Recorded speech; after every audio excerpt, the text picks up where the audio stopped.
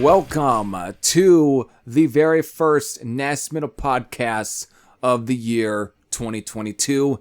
It is episode number 23, which I had pushed back to this year anyways, instead of just making it for December, because I just felt pooped out anyways in December. I just wanted to relax.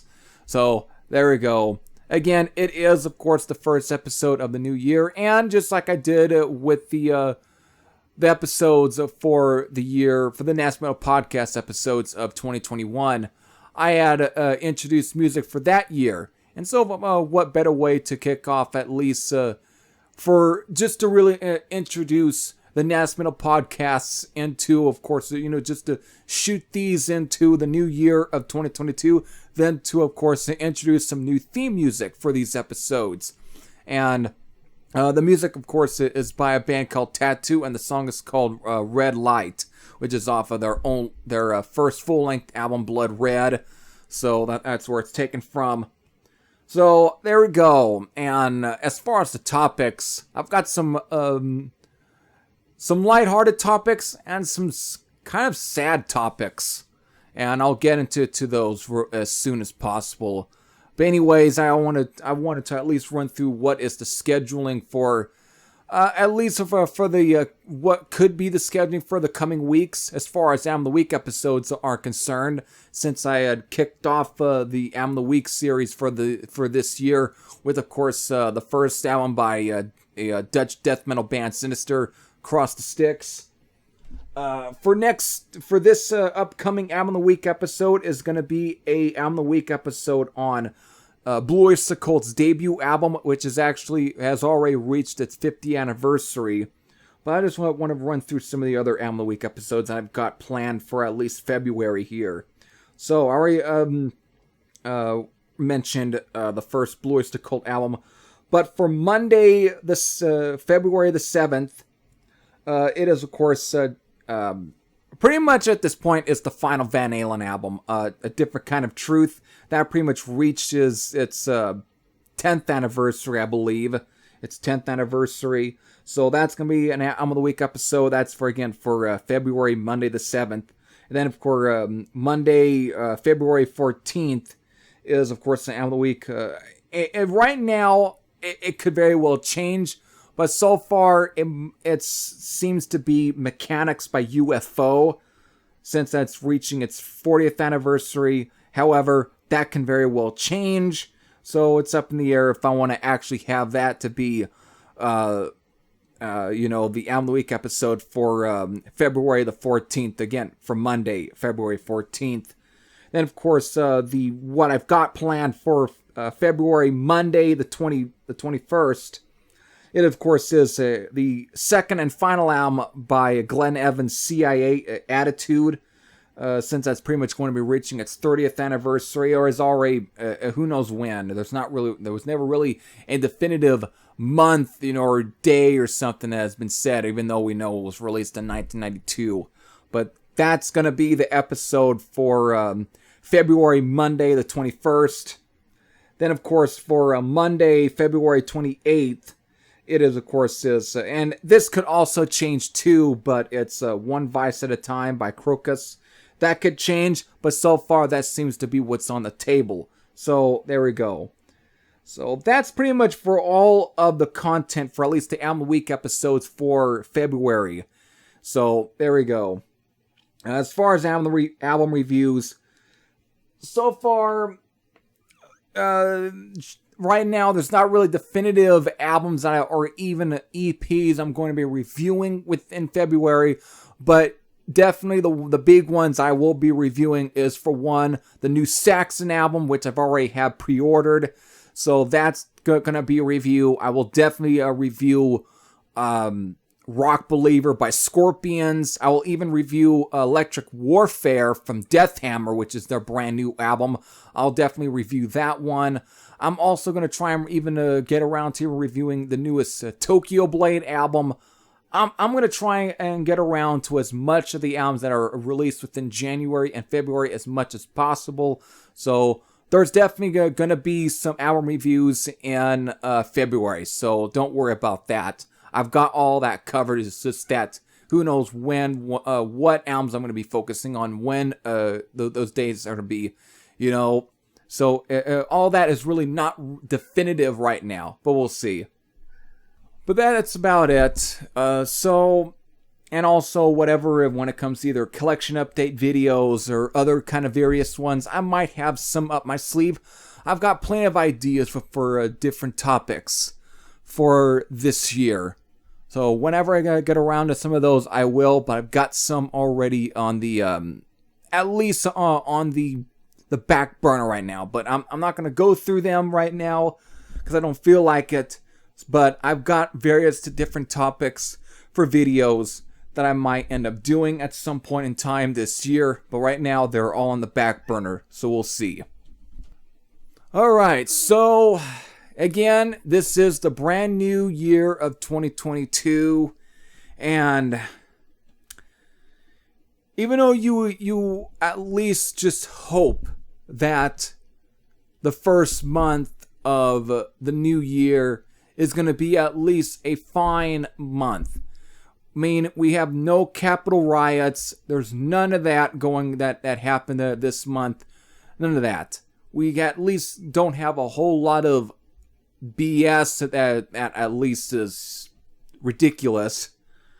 However, somehow the brand new year, or at least the first month of the new year, somehow has a way of just really giving you what it's on its agenda. It has shit up its sleeve, and it sure decided to dump its shit onto most of us.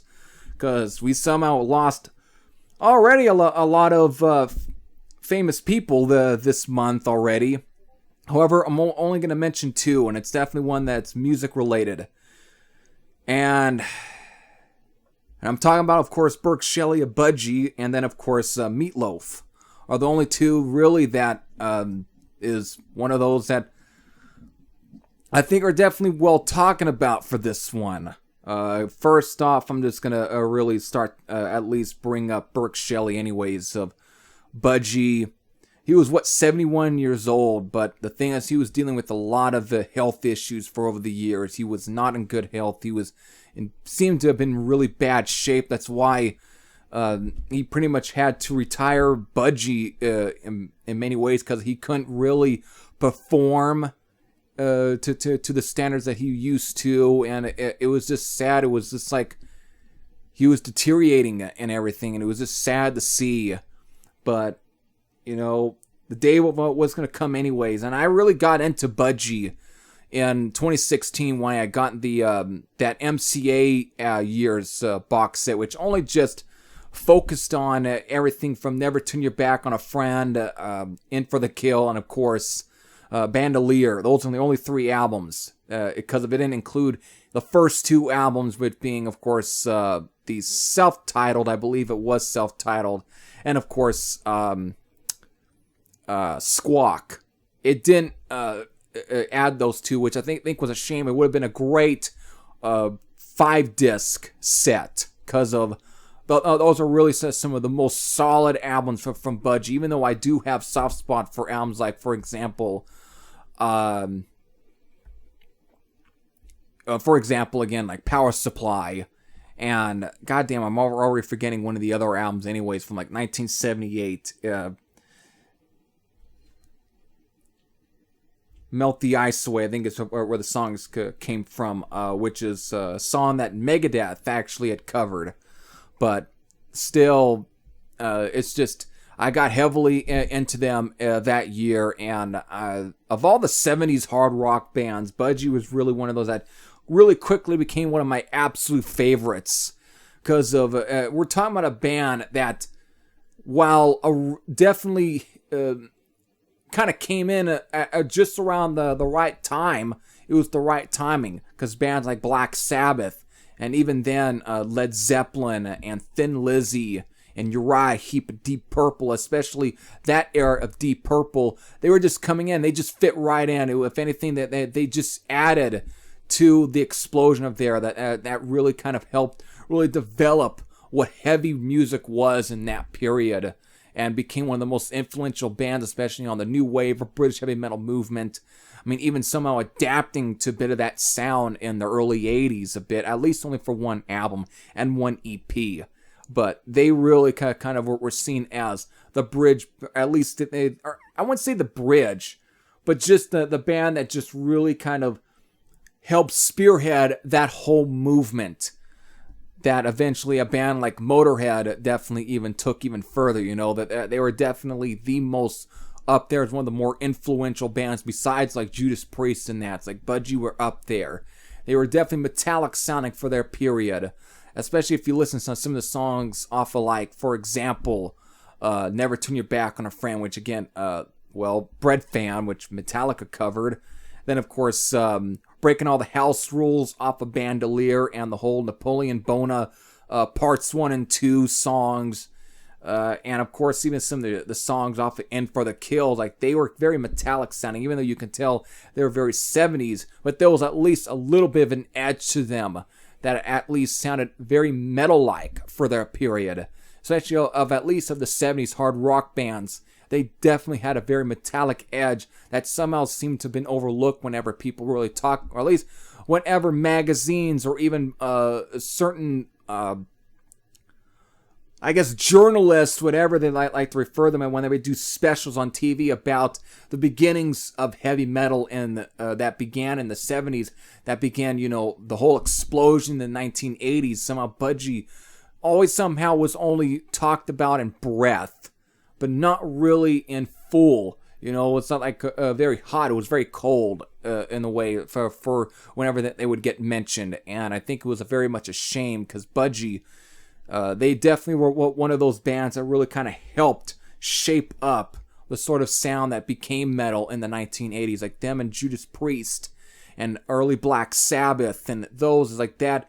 Even a bit of stuff from Led Zeppelin or Nazareth, and there's another one too, was like that really kind of helped really influence a lot of what became the new wave of British heavy metal movement, what became of just heavy metal anyways in the 80s. So Budgie, I think, is one of those bands that really deserved a lot more of that recognition, and it seems like in the wake of Burke Shelley's death, now all of a sudden there are some sites or even like magazines that are now starting to really recognize that now, which is always, it takes someone's death for somebody to finally recognize something.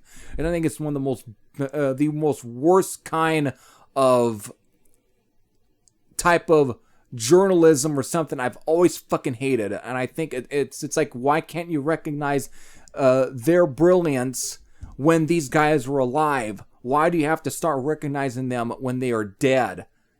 Fucking assholes. I'm sick of that. It's like the typical fucking Rock and Roll Hall of Fame mindset. But half the time that they even pull that when some artists are dead anyways.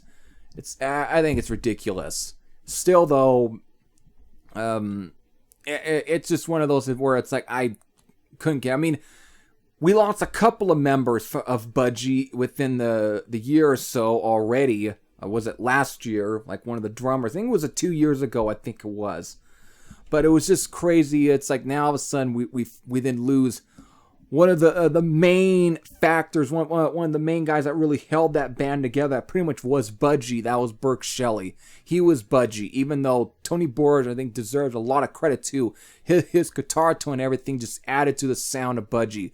But Burke Shelley was the voice of that band, and it's just sad to have seen him deteriorate over time in terms of health and everything. It was just sad. And so, just to lose him because of that, it was sad. That's all I can say. It was a sad day on January the 10th. Then, of course, it became another one of those sad shockers in a way. Was, of course, happened on January the 21st, I believe. Even though I think they'll say 22nd, but that was a Saturday. The news broke really early Friday morning. That, of course, was the death of Meatloaf, who died at 74. Now, the relationship I've got with a guy like Burke Shelley and his music with Budgie is not so much the same with Meatloaf, because while I admire and appreciate Meatloaf's talents as a vocalist, but musically, he was never... I didn't really care for a lot of his... at least most of his music. I mean, I appreciate some of it. I can appreciate that there was some talent put behind it, but at the same time, it didn't really hit me the way. Even though I do have a soft spot for Bat Out of Hell, and I think I really do love his vocal performances on Ted Nugent's Free for All. But aside from all of that, not a whole lot that really kind of made me make me go, I gotta go out immediately and get his stuff. Even though I appreciate him. If anything, I probably really liked and appreciated more of his acting performances in movies than really his music. But still, I do enjoy some of his songs here and there. Again, as far as the solo songs, Bat Out of Hell still ranks there as one of my absolute favorite songs from Meatloaf. But as far as just Meatloaf singing songs in general, songs like Hammer Down or even Writing on the Wall or Street Rats rank as probably my favorite, just absolute performances from Meatloaf. And that's definitely something he didn't write. Those were songs he didn't write. Those were all Ted Nugent's songs. But he sang on those songs because of whatever happened between the relationship, which was always off and on between Derek St. Holmes and Ted Nugent. But I think Meatloaf did at least a pretty good job performing those songs on that album, at least taking over. So it was a really interesting idea what Ted Nugent did with that album, because he went from having at least one really main vocalist besides him singing a couple of songs, but at least having one, to almost having a very different experience where you have at least one song where he sings, and of course a couple of songs with Derek St. Holmes singing, and they got a bit more majority with Meatloaf singing. So it was like almost a bit of a kind of a triple threat there of vocal performances on that album, which at times seemed weird, but it was different. It was interesting. And I think, again, it was still probably up there as one of Ted Nugent's finest albums. So, but Meatloaf, I think, brought some of the songs out. I think with his handling of those, I think what was very admirable. And to me, those was probably some of my absolute favorite songs from Meatloaf in general. But I think that's just me. I'm just the hard rocker. That's all. But again, I think it's sad. And again, I almost felt like a bit of my childhood kind of died there in a way, because of, my God, the movies and everything that had been like, was his performance in Tenacious D, which that whole movie, basically, Jack Black can now say that he at least had two now guys that he had worked with are no longer around. You know, he can say that he can say that the experiences, he can talk about the experiences now because of Meatloaf and Ronnie James Dio were both in that movie. They had cameos, but he can now say that he at least worked with both of them on one movie. So there we go. But again, that was always a funny performance anyways in it. But again, then going into Ronnie James Dio, you basically right there, that just sums up the 1980s scene anyways. Because of it, it was like, what, Meatloaf actually had played at one of the Monsters of Rock festivals. I would think even like the more sub ones, like the offshoot ones for like Germany, like the Monsters of Rock tours. Because he was even like, well, on the same bill with Motorhead. There was actually a very cool photo of Meatloaf just hanging out with Lemmy. So I think that's another one. And again, there's another guy that's no longer around, and that one hit hard for me, though. I think of all the ones that really hit hard for me, as someone who really was getting into at least to any sort of band that ended up, losing a member, would have to be, of course, Motorhead in general. Lemmy, that just hit hard with me, and then of course, then losing the other two members, basically just knowing that now that all of the original, just the classic three members from Motorhead, again, Lemmy, Phil, and Eddie, those three guys no longer around. Just to have those albums and just put that on, and just in a way, the back of your mind, knowing that these three guys are no longer alive, always just somehow kind of hits home with me.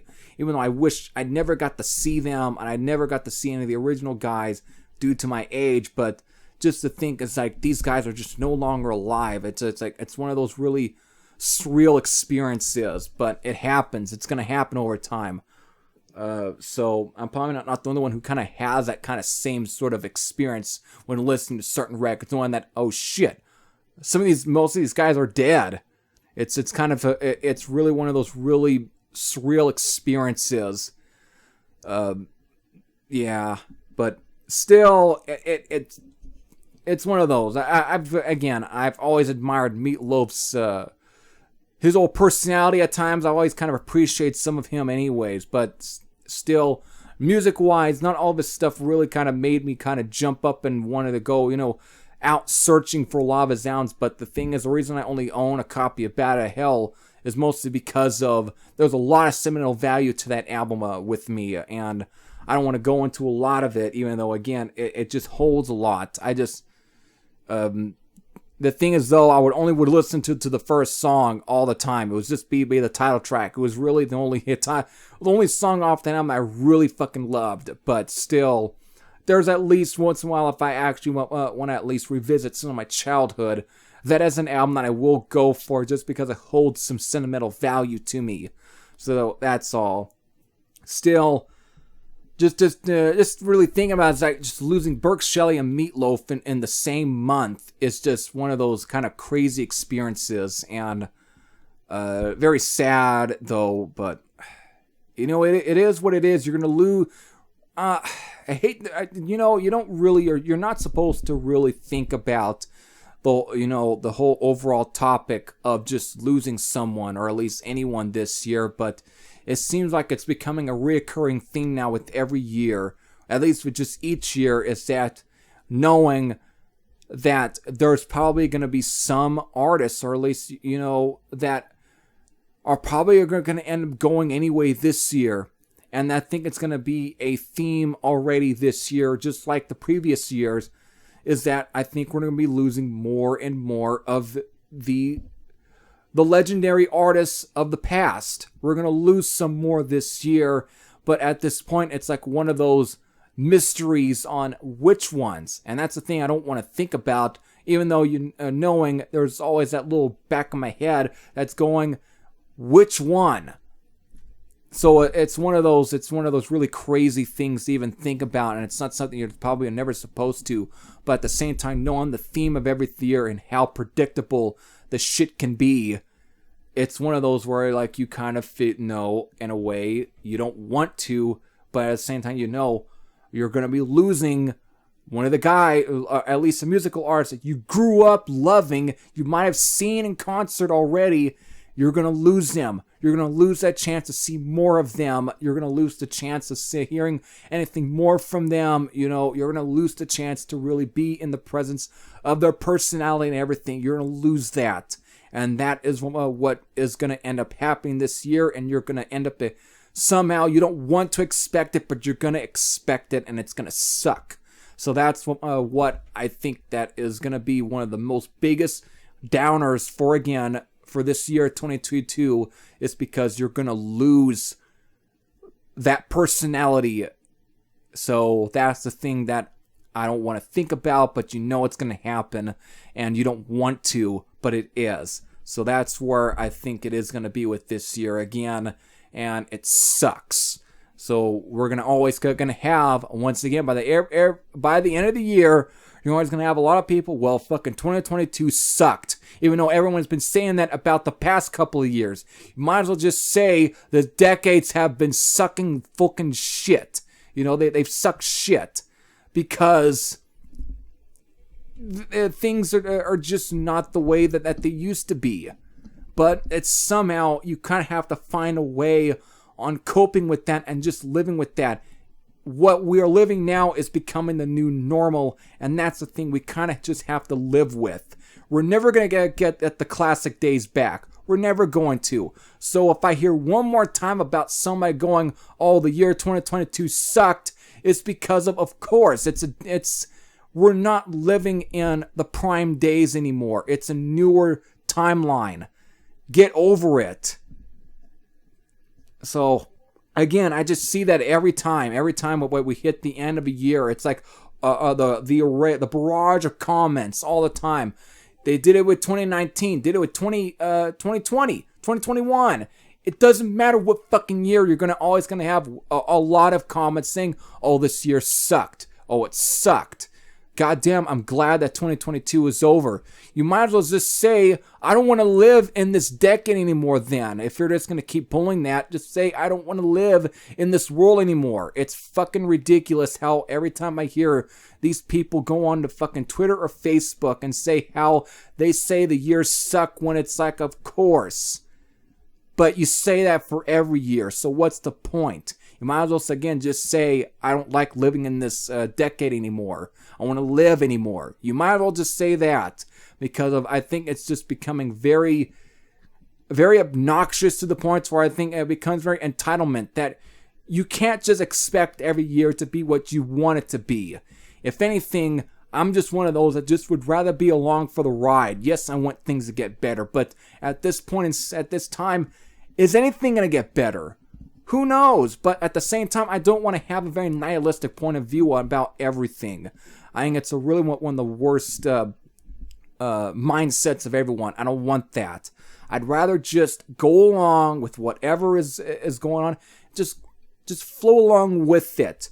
What happens, what happens. It's not the end of the world. Everyone keeps acting half the time when it comes to all this year sucks. They always act like that it's the end of the world half the time. But because they say it every damn year. By the end of every year, they say it. And that's the thing, is like, when is it going to stop? It's never going to stop. So you might as well just live with it. That's all I'm saying. I know this is probably now all of a sudden just turned into a, I don't know, the most interesting therapy session with NastyMetalProductions, you know, or a fucking heavy thrash head over at NastyMetalProductions. It basically just turned into your personal therapist. But when is the overall conversation or the whole topics of everything being pretty bad anyways for the year and people just going on how it sucked gonna end? I don't know. I'll never know. But at the same time, I would rather just go along with the year and not cope on it. We're going to lose people. You're going to lose family members. You're going to lose someone you loved. It's going to happen. Yes, it sucks, but at the same time, that's what life is. What you're just dealing with is life. It's nothing else. It's nothing new. It's life. Every year is life. You might as well just deal with it and live with it. If you say it sucked, it sucks. But by the end of the year, say, oh, this year sucked. Well, that's because you're dealing with life. Just fucking deal with it. It's going to happen. So there we go. That is just my own overall, the unexpected therapy session from Heavy Thrash Head here at NastyMetalProductions. Let's finally get into something more interesting, shall we? We've got plenty of new releases coming out this year. We're finally getting something from Razor. Yes. What comes along with the dark also comes with the light. You're going to have both the dark and the light. And we've got plenty of light sides on this year. Again, that's the stuff that you're looking forward to this year is what you would consider to be the light side of the year. So instead of coping on just really focusing on the dark sides of a year, I think it's if you're going to make a year great and basically make chicken salad out of chicken shit, you kind of have to look mostly on what good you're looking forward to in the year. If it turns out bad, it's going to turn out bad. You can't just expect everything to be perfect. So at least there's a lot of things on the upside, the light side. That's what you should be looking forward to. That usually what makes a bad year into at least somewhat of a good year for you. So this is, I think, hopefully gonna be what I'm gonna bring up as far as new releases, is at least a part of that really light side that you're at least looking forward to in the year of 2022. Again, we've already been bombarded with a lot of shitty things already in the first month here in the brand new year, 2022. But we've at least got new things. Again, I'm very much looking forward to the new Razor, like I said. Hopefully it's at least good. We might be getting a new Dark Angel album this year. And maybe next year, who knows? Because again, Gene Hoglan just left Testament. And since there's been a lot of talks on doing more with Dark Angel, it seems very coincidental that he just leaves Testament just flat out. Just out of the blue, he just leaves them. Very coincidental. But again, with all the talks of trying to pursue more time on working with Dark Angel and this whole and just the whole thing, because it would have been almost every year Gene Hoglan was just asked, when are we going to get a new Dark Angel? When are we going to get a new one? And he always in the thing, or even Ron Reinhardt, or even or Jim Durkin, any of them, they'll say, well, we've got ideas, but at the same time, most of the other guys, especially Gene Hoglan, is just so overly booked. So no one really has enough time to really kind of start really working on a thing and really getting things going. But now, since Gene Hoglan has left Testament, I mean, there's even been talks of doing stuff with Metalocalypse, that show apparently. But at the same time, there's been at least some talks of Dark Angel. I'm wondering if he's doing that so he can free up more time, so he can finally have free time, to work with Dark Angel. So who knows? Now it's going to get interesting within with the news of Dark Angel, because again, everyone wants a new album, and freeing up time makes time. And now there might be some where I think they're going to end up working on something. But right now, that's just me guessing, but it may not be concrete. So don't treat me like I'm fucking Dave Meltzer or someone. So just treat me at least someone who's very very curious. That's all. Just very interested in what things are going. But that's all. Still, I'm just looking forward to what's coming out within the camp of Razor. Anvil are definitely going to be releasing a new album, because they've been recording it for at least a year or two now. So there we go. And I guess maybe at some point we might see something from Bullet. We might see something from the band Airborne. We might see something.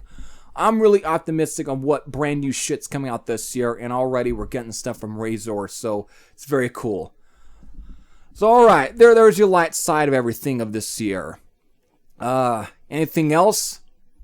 You know what? I think if anything, I've talked long enough. So I think I'm just going to end things right here, right now. Again, I've talked about the really dark sides of the year. And now I ended things on the light sides of the year. And so far, I'm really looking forward to a lot of the stuff that's on the light side. And that's what I want to focus on. And everyone should focus on the light sides of the year instead of the dark sides. Because you're never going to get through a year if you keep dwelling on the dark. Just always look things on the bright side. You're gonna end up living a little more better, and you'll probably end up coming out better by the end of the year. That's been me the entire time. That's always been my secret to me going on, is because I tend to look more things on the light side than on the dark side. You can't just be looking at things on the dark side, other than you're just gonna end up coming out more depressed. And that's what I don't want to feel like. So there we go. So I hope all of you enjoyed. I know this was a very interesting one, but I had to find a way to kick off the first Nasty Metal Podcast episode of the brand new year with at least something different. Because again, with a brand new month for a brand new year, you have to at least have something interesting. There's always going to be something different. Or if you can't cope with something early on, you're never going to cope with it later on. You're going to end up being stuck where you are, and by the next year, you might end up finding it very difficult to really get yourself out of a really sticky situation, very muddy. And that's something I think people need to start really getting together than just staying in the place that they are in. That's all I'm saying. So with that, hope you enjoyed some of these topics. Hopefully that this was very something for you to listen to. So there we go. Hope all of you enjoyed. I'll see you all with more and bring you more content in the year of 2022. This is Every Thrasher saying I'm out, and I'll see you all later. Take care, everyone.